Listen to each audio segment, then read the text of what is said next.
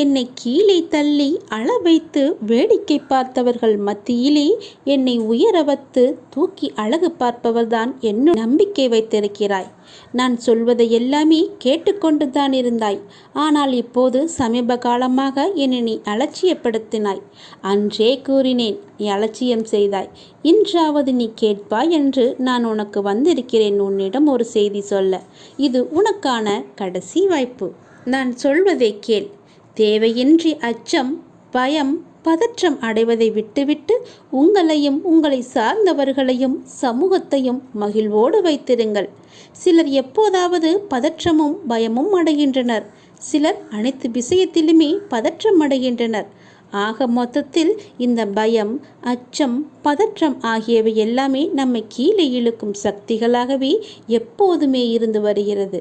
பயமான அல்லது இக்கட்டான சூழ்நிலைகள் இருக்கும்போது நாம் எல்லோருமே பதற்றம் அடைந்திருப்போம். இது இயற்கைதான்.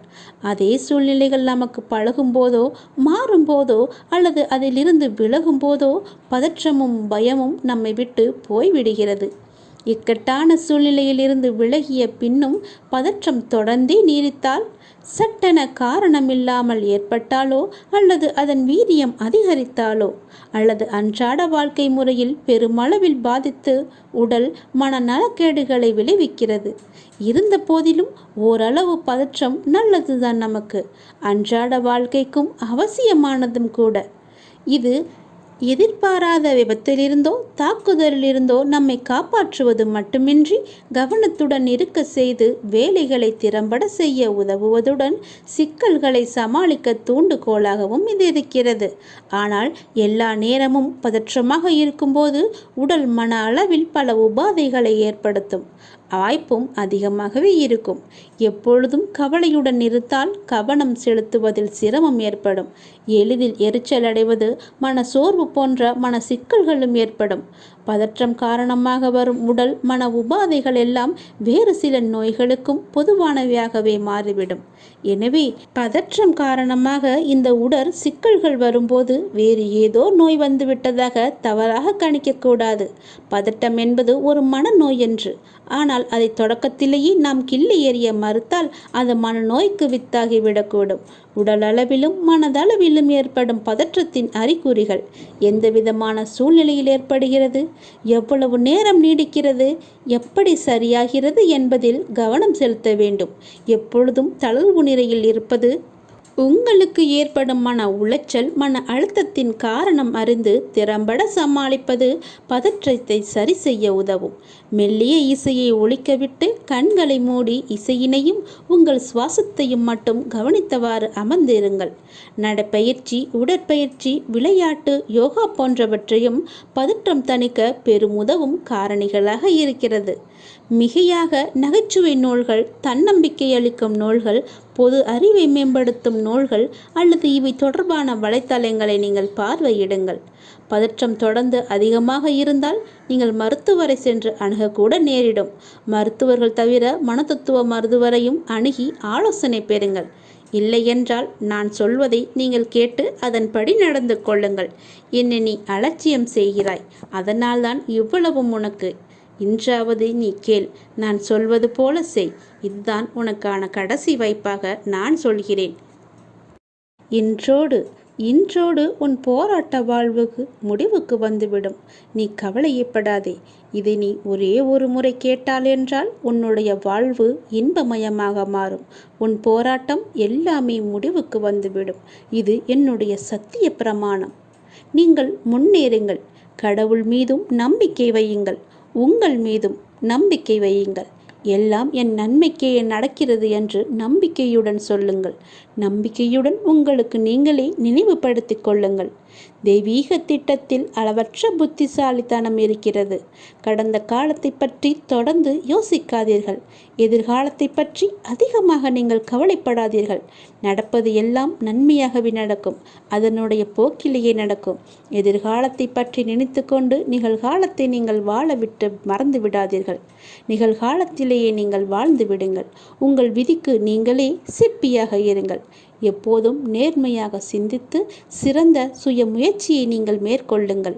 தனக்கு உதவி செய்பவர்களுக்கு கடவுள் நிச்சயம் உதவுவார். நீங்கள் நேர்மையுடன் மனதில் எந்த ஒரு தவறான குறிக்கோளும் இல்லாமல் செய்யும் முயற்சிகள் அனைத்துமே வெற்றி பெறும். எல்லா வளங்களும் தானாகவே ஒன்றின் பின் ஒன்றாக உங்களை நோக்கி வரும். உங்களுடைய துன்பத் துயரங்கள் எல்லாமே தானாகவே பனி போல ஓடிவிடும். அன்பு, பணிவு மற்றும் இரக்கத்துடன் உங்கள் வாழ்க்கையை நீங்கள் முழுமையாக வாழுங்கள். உங்கள் வாழ்க்கையை தலைச்சிறந்த படைப்பாக்குங்கள். உங்கள் வாழ்க்கையை பற்றி எல்லோரும் பேசும்படி செய்யுங்கள். அவர் எவ்வளவு கஷ்டப்பட்டு முன்னேறி வந்திருக்கிறார், அவரை போல எல்லோரும் இருக்க வேண்டும் என்று ஊரார் பேசும்படி மெய்ச்சித்து வாழ பாருங்கள். நேர்மையுடன் நீங்கள் முயற்சி செய்யுங்கள். உங்களுடைய முயற்சி எல்லாமே தானாகவே வெற்றி பெறும். அந்த வெற்றியிலிருந்து தான் உன்னுடைய வாழ்வும் வளம் பெறும். உன்னுடைய வாழ்க்கையில் பலவிதமான நல்ல நல்ல மாறுதல்கள் எல்லாம் ஏற்படும். பல விதங்களில் உனக்கு எல்லாமே நல்லதாகவே நடக்கும். பல வழிகளில் உனக்கு பணமும் கிடைக்கும். அந்த வெற்றியை நோக்கி நீ சென்று கொண்டே இரு. நீ மற்றவர்களுக்கு உன்னால் முடிந்த தான தர்மங்களை செய்யும்போது கடவுள் உன்னுடனேயே தானாக வந்து விடுவார். யாரும் கேட்காத போது நீயாக சென்று உதவு. அவரின் கஷ்டம் அறிந்து அவருக்கு நீ உதவிப்பார். கடவுள் உன் கஷ்டம் அறிந்து உனக்கு உதவ முன்னோக்கி வருவார். அவரே எல்லா பிரச்சனையையும் தீர்த்து வைப்பார். உன்னால் முடிந்த உதவியை மட்டும் எல்லோருக்கும் செய்துவிடு. இன்றோடு உன் போராட்ட வாழ்வு எல்லாமே ஒரு முடிவுக்கு வரும் என்று சொன்னேன் அல்லவா? அது சத்தியமாகவே நடக்கும். என் மீது சத்தியமாகவே நடக்கும். இதை நீ ஒரு முறை கேட்டு அதன்படி நடந்து கொள். எல்லாமே உனக்காக சொல்லப்பட்டது. உன்னுடைய பிரச்சனைக்காக, தீர்வுக்காக சொல்லப்பட்டது. இதை நீ செய், நல்லது நடக்கும். மாற்றங்கள் எப்போது வேண்டுமானாலும் தோன்றும். உன் வாழ்வில் நினைத்து பார்க்க முடியாத அளவிற்கு அதிசயம் நிகழப்போகிறது. ஆனந்தத்திலும் மகிழ்ச்சியிலும் நிம்மதியிலும் நீ திகைக்கப் போகிறாய். உன் கண்ணிலிருந்து கண்ணீர் தாரை தாரையாக ஆனந்த கண்ணீர் வரப்போகிறது. உன்னுடைய காத்திருப்பு நாட்கள் எல்லாமே முடிந்துவிட்டன. இனி உனக்கு சந்தோஷம் மட்டுமே வரப்போகிறது. பல உறவுகள் உன்னை பள்ளத்தில் தள்ளிவிட நினைத்தாலும் உனக்கு அனைத்து பலமாக இருந்து எவரும் உன்னை தொட்டுவிட முடியாத அளவிற்கு நான் உன்னை உயர்த்தி காட்டப் போகிறேன். அதனால் கவலையை விடு. ஏன் இப்படி கவலையாகவே அமர்ந்திருக்கிறாய்? இன்றோடு உன் துன்ப துயரம் எல்லாமே முடிந்துவிட்டது. இனி மகிழ்ச்சியின் படியில் நீ கால வைக்கப் போகிறாய். உன்னை நான் ஒருபோதுமே கைவிட மாட்டேன். நீ கவலையை கொள்ளாதே. உன் கவலைகளை எல்லாவற்றையுமே நான் துடைப்பேன். என்னை நீ முழு மனதோடு ஏற்றுக்கொள். நீ முழு மனதோடு ஏற்றுக்கொண்டவர் என்று எனக்கு நன்றாகவே தெரியும். உன் வாழ்வில் விரைவில் அற்புதங்களை நிகழ்த்தவே நான் இருக்கிறேன் என்பதை நம்பு. உன்னுடைய உற்றார், உறவினர், நண்பர்களே உனக்கு துரோகம் இழைக்கிறார்கள் என்று வருந்தாதே. அது எப்படி எதிர்கொள்வது என்று நிதானமாக யோசித்து அறிந்து கொள். நட்பு, பாசம் இல்லாமல் பணம் ஒன்றே குறிக்கோளாய் கொண்ட வியாபாரிகளான இவர்களுக்காக கவலைப்படாமல் உன் மனதை இரணப்படுத்திய நிகழ்வுகளை மறந்து உன் லட்சியத்தை அடைவதில் மட்டுமே நீ கவனம் செலுத்த வேண்டும். வாழ்க்கையில் சாதிக்க வேண்டுமென்றால் தேவையற்ற பேச்சை நீ குறைத்து தீர்க்கமான செயல்களில் மட்டுமே ஈடுபடு. இவைதான் உன் லட்சியத்தை அடைய செய்யும் உத்திகள். வாழ்க்கையில் தோற்றுக்கொண்டே இருக்கிறோமே என்று கவலை கொள்ளாதே. வெற்றி பெற வேண்டும் என்ற நம்பிக்கையும் உணர்வும் வாழ்வில் தோற்றதற்கான தவறை உணர்ந்து மறுபடியும் அத்தவறு நிகழாமல் செயல்பட்டால் நீ வாழ்க்கையில் வெற்றி பெறுவது உறுதி. நீ செய்யும் எந்த ஒரு காரியத்திலும் மற்றவர்களுக்கு எந்த வகையிலும் துன்பம் ஏற்படாதவாறு யோசித்து செயல்படு. ஒருவருக்கு துன்பம் இழப்பதற்கு முன் அத்துன்பம் வேறு ஒருவர் மூலம் உனக்கு வந்தால் எப்படி இருக்கும் என்று யோசி. எப்பொழுதும் நீ உன் தவறை ஒப்புக்கொள்ள முன்வருகிறாயோ அப்போது நீ மனசாட்சி கொண்டவனாகிறாய். செய்த தவறை மீண்டும் மீண்டும் செய்யாமல் நீ பார்த்துக்கொள். என்னுடைய வார்த்தைகள் மீது நம்பிக்கை வை. நான் சொல்வது போல செய். உனக்கு எப்போதுமே என்னுடைய அருள் என்றைக்குமே இருக்கும். முயன்று பார்க்காமலேயே முடிந்து விட்டதாக நீ நினைக்கிறாய். அப்படி நீ நினைக்காதே. வாழ்ந்து பார். அந்த வாழ்க்கையே உன் வசப்படும். உன்னுடன் நான் எப்போதுமே இருப்பேன். நீ இத்தனை நாட்களாக எதுக்காக நீ காத்திருந்தாயோ அது நிச்சயமாகவே நிறைவேறும். சந்தோஷம் மட்டுமே உனக்கு கிடைக்கும். உன் அப்பா நான் சொல்கிறேன், நல்லது நடக்கும். ஆர்வமும் சிந்தையும் உள்ள பக்தர்களின் விருத்தியில் நான் இருந்து கொண்டே அவர்களின் தொன்று தொட்டு இருக்கும் அடர்ந்த அஞ்ஞானமாகிய இருளை என்னுடைய கருணையினால் மிக்க ஒளியுடன் விளங்கும் விவேகம் என்னும் ஞான தீபத்தினால் முற்றும் நாசமடையும்படி நான் செய்வேன் என்று நீ உணர்ந்து கொள். நல்லது ஒன்றை அடைய வேண்டுமென்ற சிரத்தை ஒருவனுக்கு இருந்தாலே அவனிடம் இறைவன் குடிக்கொண்டிருக்கிறான் என்று பொருள். இல்லையென்றால் அவனுக்கு மேற்கொண்டு என்ன செய்ய வேண்டும் என்பது கூட தோன்றாமல் இருக்கலாம். ஆதலால் நாம் செய்யும் ஒவ்வொரு செயலின் பின்னணியிலும் இறைவன் இருக்கிறான் என்று நம்புபவனுக்கே பிரபஞ்சமும் அதன் இயக்கங்களும் ஒவ்வொன்றாக புரிய வரும். அது மட்டுமல்லாது அண்டத்தில் உள்ளதுதான் பிண்டமாகிய நம்முள்ளும் இருக்கிறது என்ற இறுதி உண்மையும் உனக்கு தெரிய வரும். செய்யும் தொழிலே தெய்வம் என்று அப்படி செயல்புரிபவனுக்கு தொன்று தொட்டு விளங்கும் அறியாமை என்னும் இருளை போக்கி ஞானத்தை நான் வழிய வந்து தந்துவிடுவேன் என்று பகவான் கிருஷ்ணன் நமக்கு உத்தரவாதம் தந்திருக்கிறார். அந்த ஞானம் அடைந்தவனுக்கு வேறு எந்த பாதையிலும் செல்வதற்கு தோன்றாது. அவருடைய பாதத்தையே அவர் பிடித்து கொள்வார்கள். தன்னுடைய மனப்போக்கை மாற்றுவதால் தன்னுடைய வாழ்க்கையை மாற்ற முடியும் என்று கண்டுபிடிப்புதான் என் தலைமுறையின் மாபெரு கண்டுபிடிப்பும். எதிர்த்து சண்டையிடுவதற்கு அதிக புத்திசாலித்தனம் தேவையில்லை. புரிந்து கொண்டு விட்டு கொடுப்பதற்கு தான் அதிக புத்திசாலித்தனம் தேவைப்படுகிறது. அனுசரித்து போவதும் அமைதியாக இருப்பதும் மனித வாழ்க்கையின் நிம்மதிக்கான முக்கியமான மந்திரம். நெற்றியை காயப்படுத்துவதை விட முதுகை வளைத்துச் செல்வது எவ்வளவு நல்லது. பேசுவது திறமையல்ல, தனது பேச்சால் யாருக்கும் எந்த பாதிப்பும் வராமல் பேசுவதே திறமை. கோபத்தில் ஒரு முறை விட்ட வார்த்தைகளை மறுமுறை சரி செய்ய முடியாது. அப்படி முயன்றால் அது ஓட்டையான குடத்தில் தண்ணீர் நிரப்புவதற்கு சமம். நல்ல புரிதல் உள்ளவர்களுக்கு சொல்ல தேவையில்லை. புரியாதவர்களுக்கு எவ்வளவு சொல்லியும் பயனில்லை. ஒரு இடத்தில் எப்படி பேச வேண்டும் என்று கற்றுத்தர நிறைய பேர் இருக்கிறார்கள். ஏன் பேசாமல் இருக்க வேண்டும் என்று கற்றுத்தர வாழ்க்கை மட்டுமே நமக்கு இருக்கின்றது. நல்லதை கூட சில இடங்களில் பேசாமல் இருப்பதே நமக்கு நல்லதுதானே. காரணமின்றி ஒருவன் உங்களை அவமானப்படுத்துகிறான் என்றால் உங்கள் பாவத்தை அவர்கள் மொத்தமாக குத்தகை எடுப்பதற்கு நிகர். உமக்கு சுபிட்சம் கிடைக்கப் போகிறது என்ற அர்த்தம். அவர்களுக்கு பெரும் கேடு கிடைக்கப் போகிறது என்று நீ புரிந்து கொள். அவர்கள் உன்னை அவமானப்படுத்தினால் சந்தோஷமாகவே அதை எடுத்துக்கொள். அவர்களுக்கு கெட்ட காலம் ஆரம்பித்து விட்டது என்று நீ புரிந்து கொள். உங்களை எவர் புரிந்து கொள்ளாவிட்டாலும் பரவாயில்லை. உங்கள் வழிகளில் நீங்கள் உண்மையாக இருங்கள். எந்த துயர் வந்தாலும் அத்துயரை போக்கி புத்துயிர் அருளும் இறைவன் உங்களோடு எப்போதுமே இருக்கிறார். ஆகவே நீங்கள் எதற்குமே பயம் கொள்ளாதீர்கள். மழையளவு துயர் வந்தாலும் மாமருந்தாய் காத்து நிற்பவன் இறைவன் ஒருவனே என்பதை நீங்கள் உணர்ந்து அவரிடம் நம்பிக்கை கொள்ளுங்கள். அவரே எல்லாவற்றையுமே பார்த்து கொள்வார். மிக பெரிய ஆபத்திலிருந்து உன்னை காப்பதற்காகத்தான் இவற்றை எல்லாமே நான் சொல்கிறேன்.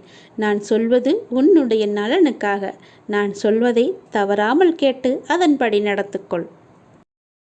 உன் மனவேதனையை நான் அறிவேன். நீ உன் வாழ்வில் எத்தனை காலம்தான் இந்த போராட்டம் என மனமுடைந்து வேதனைக்கு ஆளாகி இருக்கிறாய்.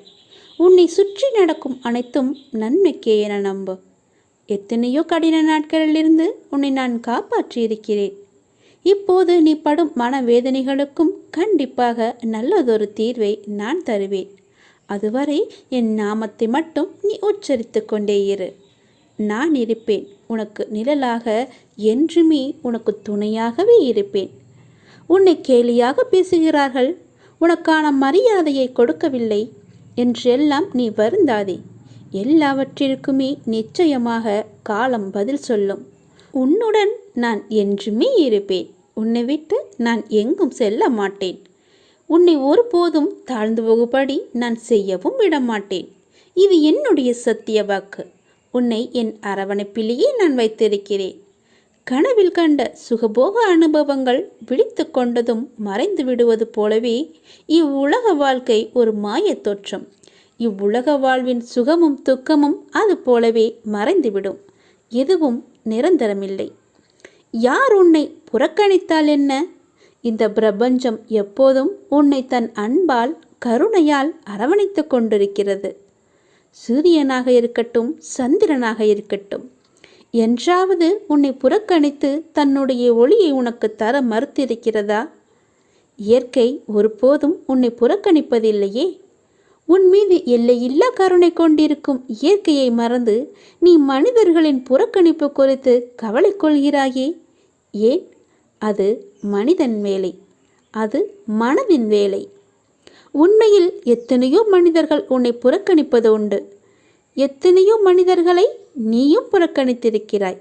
அப்படி இருக்கையில் எல்லா புறக்கணிப்புகளும் உனக்கு வலியை தருவதில்லையே. சில மனிதர்களை மனம் கூழாங்கற்களாக நினைக்கிறது. சில மனிதர்களை மனம் விலையுயர்ந்த வைரம் போல் மிக உயர்வாக நினைக்கிறது. அவர்களின் அன்பிற்கும் அங்கீகாரத்திற்கும் ஏங்குகிறது. கூழாங்கற்களின் புறக்கணிப்பு வலியை தருவதில்லை, வைரத்தின் புறக்கணிப்பு வலியை தரும்.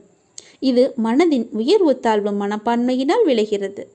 அதனால் பிறரை உயர்வாக கருதும் போது உன்னை நீயே தாழ்வாக கருதுகிறாய். பிறரை தாழ்வாக கருதும் போது உன்னை நீயே உயர்வாக கருதி கொள்கிறாய். உன்னை நீ தாழ்வாக கருதும் தருணத்தில் வரும் புறக்கணிப்பு தான் உனக்கு வலியை தருகிறது. உன்னை உயர்வாக கருதும் தருணத்தில் வரும் உனக்கு உடைய புறக்கணிப்பு வலி இல்லாமல் உன்னால் எளிதாக கடந்து செல்ல முடிகிறது. இவை அனைத்தும் உன் மனதின் கற்பனை நிலைப்பாடே. உண்மையில் இயற்கையில் அத்தகைய உயர்வு தாழ்வு எதுவுமே கிடையாது. சிறு புல்லும் பெருஞ்சூரியனும் இயற்கையில் சமமாகவே இருக்கின்றன. ஆக இப்போது உனக்கு தேவை சமமான பார்வைதான், சமநோக்கு பார்வை. நீ நன்றாக தியானம் செய், இயற்கையை நேசி, உன்னுடைய வழிகள் எல்லாம் மறையும். பாராட்டுக்காக இயங்கும் நேரத்தில் நீ எத்தனை பேரை பாராட்ட மறந்திருக்கிறாய் என்று எண்ணிப்பார். இது இயல்பே என எண்ணு. வேகமாக சென்று கொண்டிருக்கும் போது பார்க்கும் இயற்கை அழகை நின்று பார்க்க நேரம் இருப்பதில்லை. அதற்காக இயற்கை தம் அழகை குறைத்து கொள்வதில்லை. அது அதனுடைய இயல்பாய் இருக்கிறது. அதுபோல் இயல்பாய் உன்னுடைய கடமையை செய். எல்லாமே மாறும். உன் மனம் மாறினால் மட்டுமே உனக்கான எல்லாம் மாறும். உன் பாரத்தை என் மீது வை. மனசாந்தி இல்லாத என்ற ஒரு அங்குல இடம் கூட இவ்வுலகில் கிடையாது. உன் பாரத்தை என் மேல் வை. என் மீது உன் பார்வையை திருப்பு. என்னையே தியானி. நிச்சயமாய் நான் உனக்கு சாந்தியை அளிப்பேன். என் வார்த்தையை நம்பு. உனக்காக ஒரு புதிய கதவு திறக்க இருக்கிறது. தற்போது நீங்கள் எதிர்கொண்டு இருக்கும் சவால்கள் எல்லாம் முடிவுக்கு வர உள்ளன. திடீரென அவசரமான வாய்ப்புகளும் வழி தெளிக்கும் ஆசீர்வாதங்களும் உனக்கு கிடைக்கப் போகிறது. பொறுமையாக இரு. என் நேரத்தை நீ நம்பு. உனக்கான நல்ல நேரத்தை நான் உருவாக்கி கொண்டிருக்கிறேன். மிக விரைவில் அந்த நேரத்தில் நீ காலடி எடுத்து வைக்கப் போகிறாய். உனக்கு குபேர யோகத்துடன் மகாலட்சுமி கடாட்சத்துடன் ஒரு நல்ல வாய்ப்பு உனக்கு தேடி வந்து கொண்டிருக்கிறது. சீக்கிரம் அது உன் வாயில் கதவை தட்டும். அது உன் கையில் கிடைக்கும். அன்று முதல் நீ பொற்பாதங்களாக உன் வாழ்க்கை பொன்னொளி வீசும் நன்னாளாக மாறும். உன் வாழ்க்கை அழகிய பூங்காவனமாக இருக்கும். இனி எல்லாம் நல்லதாகவே நடக்கும். நீ தொட்டது எல்லாம் பொன்னாகும் நேரம் வந்து விட்டது. என் வார்த்தையை நம்பு. என் சொல்படி நட. நான் உனக்கு சொல்வது எல்லாமே உன்னுடைய நன்மைக்குத்தானே. பிறகு எதற்காக என் மேல் இப்படி நீ நினைத்து கொண்டிருக்கிறாய்? அப்பா நடத்துவாரா நடத்த மாட்டாரா என்று ஏன் யோசிக்கிறாய்? உனக்கு எல்லாம் நல்லதாகவே நடக்கும். நான் நடத்தி காமிக்கிறேன். நாம் தெய்வத்திடம் பிரார்த்தனை செய்வோம். என்ன கேட்க வேண்டும், எதை கேட்க வேண்டும், எப்படி கேட்க வேண்டும், எப்படி கேட்டால் பகவான் நமக்கு அருள்வார் என்று தெரியுமா? அதனை பற்றி சிறிது இங்கே பார்ப்போம். பொதுவாக நாம் பயபக்தியோடு எதை கேட்டாலும் பகவான் நமக்கு கேட்டதை தருவார். கேட்பதில் உயர்ந்த விஷயங்கள், மிக சாதாரண விஷயங்கள் என்ற 2 இருக்கிறது. பிரார்த்தனை செய்தேன், நோய் சரியாகிவிட்டது. பிரார்த்தனை செய்தேன், செல்வம் கிடைத்து விட்டது, வேலை கிடைத்தது என சந்தோஷப்படுவது எல்லாம் கோடீஸ்வரனிடம் 10 ரூபாய் வாங்கி சந்தோஷப்படுவது போல. இதை பகவானை சொல்லியிருக்கிறார். பகவானிடம் இதையெல்லாம் கேட்காதே என்று சொல்லி, நீ கேட்க வேண்டியது என்று சில இருக்கிறது. அது என்னவென்றால், உன் முயற்சியால் கூட அடைய முடியாததை பகவானிடம் கேள் என அவரே சொல்லியிருக்கிறார். அது என்னவென்றால் கர்வம்.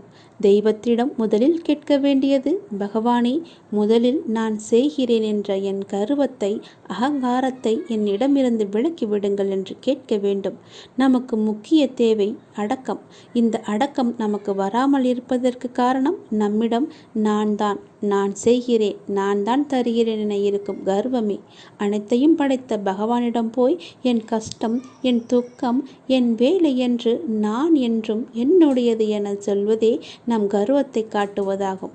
எல்லாம் தெரிந்தவருக்கு நம் துக்கம், நோய் தெரியாதா? நாம் சொல்லித்தான் அவருக்கு தெரிய வேண்டுமா?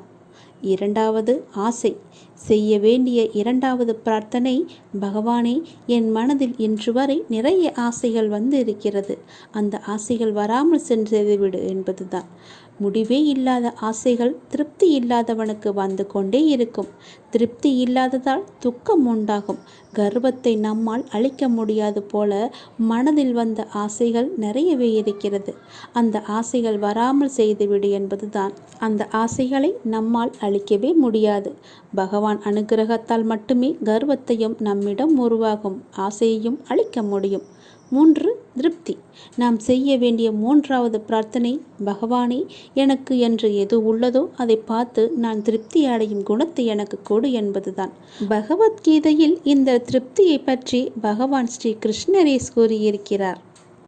நானாக போய் யாரிடமும் கையேந்த மாட்டேன். எனக்கு என்று எது கிடைக்கிறதோ அதை நான் கொண்டு சந்தோஷப்படுவேன் என்கிற திருப்தியில் எவன் இருக்கின்றானோ அவனை சுகம், துக்கம், வெற்றி, தோல்வி என்ற எந்த இரட்டை நிலை அனுபவமும் மனதளவில் பாதிக்காது. தெய்வ அனுக்கிரகத்தால் மட்டும் மனதில் திருப்தி ஏற்படும். பகவான் அனுக்கிரகத்தால் மட்டுமே கர்வத்தையும் ஆசையையும் அழித்து திருப்தி என்கின்ற பண்பை கொடுக்க முடியும். 4வது, இரக்கம். நாம் செய்ய வேண்டிய 4வது பிரார்த்தனை, பகவானே, எனக்கு யாரை பார்த்தாலும் மனதில் இரக்க சிந்தனை உருவாகும்படி செய்யுங்கள் என்பதுதான். நம்மால் கொண்டு வர முடியாத குணம் இரக்கம். இரக்க குணம் உள்ளவனுக்கு மற்றவர்கள் தவறுகள் தெரிந்தாலும் அவன் ஏதோ தெரியாமல் செய்கிறான் என்று அவன் மீது இரக்கம் வரும். இரக்க குணம் உள்ளவனுக்கு எதை பார்த்தாலும் யாரிடத்திலும் கோபமே வராது. மற்ற 3ஐ போல இரக்க குணமும் நம் முயற்சியால் வரவே வராது. பகவான் அனுகிரகத்தால் மட்டுமே, அவருடைய அனுகிரகம் முழுவதாக இருந்தால் மட்டுமே இரக்கம் என்ற குணம் நம்மில் இயற்கையாகவே வெளிப்பட்டுவிடும். 5. மோட்சம். 5வது பிரார்த்தனை, பகவானே, நானும் இந்த சம்சார சாகரத்தில் மூழ்கி எழுந்து கொண்டிருக்கிறேன். எவ்வளவு தடவை இப்படியே எழுந்து கொண்டிருப்பது? என்னை இந்த சம்சார சாகரத்தில் இருந்து தாண்ட வைத்துவிடு, மோட்சத்தை கொடு என்பதுதான். ஆதிசங்கரர் பஜ கோவிந்தம் பாடும்போது இதை சொல்லியிருக்கிறார். அதாவது, பிறப்பும் இறப்பும் மீண்டும் மீண்டும் தொடர்ந்து உண்டாகி கொண்டே இருக்கிறது. இந்த பிறப்பிலும் மீண்டும் தாயின் கருவறையில் பிறந்தாயிற்று. கடக்க முடியாத இந்த சக்கரத்திலிருந்து விடுவித்து கடாட்சித்து அருளமாட்டாயா கோவிந்தா என்கிறார். நாம் பிறந்தாச்சு, இன்னும் கொஞ்சம் வருஷம் வாழ்ந்துதான் ஆக வேண்டும், பின்பு இறந்துதான் ஆக வேண்டும். செய்த பாவ புண்ணியத்தின்படி திரும்ப ஏதாவது ஒரு தாயார் வயிற்றில் பிறக்கத்தான் வேண்டும். ஆனால் இப்படியே எவ்வளவு நாள் சம்சார சாகரத்தில் சுழல்வது? சம்சார சக்கரத்திலிருந்து நம் முயற்சியால் முற்றுப்புள்ளி வைக்கவே முடியாது. தெய்வம் அனுகிரகம் செய்தால் மட்டுமே மோட்சம் நமக்கு ஏற்படும். உன் முயற்சியால் பெற முடியாத இந்த 5 விஷயங்களையும் பகவானிடம் கேள். பகவான் நம்மிடம் கருணை கொண்டு அனுகிரகித்து விட்டால் இதைவிட வேறு பேறு மனிதனுக்கு ஒன்றுமே உண்டா? இதையெல்லாம் விட்டுவிட்டு மிகவும் அற்பமான எதையோ நாம் கேட்டுக்கொண்டிருக்கிறோம். வாழ்க்கையை வீணாக்கி கொண்டிருக்கிறோம். பகவானிடம் சென்று இந்த முறையில் வேண்டி பாருங்கள். இவற்றை மட்டுமே நீங்கள் கேட்டு பாருங்கள். பகவானின் அனுக்கிரகம் உங்களுக்கு முழுமையாகவே கிடைக்கும்.